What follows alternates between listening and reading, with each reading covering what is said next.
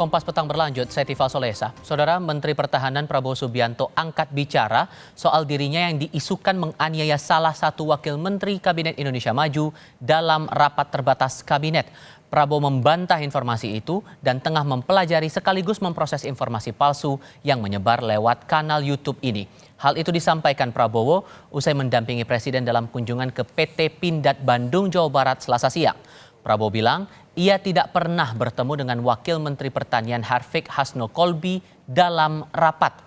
Sebelumnya sebuah video yang menyebar lewat unggahan YouTube membahas soal sosok menteri yang menjadi bakal capres dan diasumsikan sebagai Prabowo Subianto diisukan menampar Wakil Menteri Pertanian Harfiq Hasno Kolbi dalam salah satu momen rapat terbatas.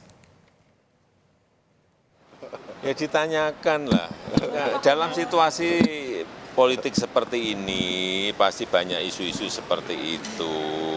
Jadi tolong di cross check kebenarannya. Pak Prabowo ada sih tanggapannya Pak dari itu Pak? Saya ketemu aja belum sama wamennya tuh. Pernah dilaporin nggak Pak untuk Oh, ketemu aja kan, beliau nyampaikan ketemu aja kan. Ya nggak pernah itu. Selalu Nggak menterinya pernah. saya. penyebar hoaxnya bakal dilaporin nggak Pak kira-kira? Ya kita kalau bisa sejuk-sejuk tapi nanti sedang diproses juga dipelajari gitu ya. Pak terakhir Pak Prabowo sekarang sabar kok. Sebelum berangkat ke Bandung, Jawa Barat untuk meninjau PT Pindad bersama Menhan Prabowo Subianto, Presiden Joko Widodo juga sempat menanggapi isu penganiayaan yang menerpa Menhan Prabowo selepas meninjau stok beras di Pasar Jatinegara, Jakarta, Selasa pagi. Jokowi bilang tidak ada peristiwa seperti itu.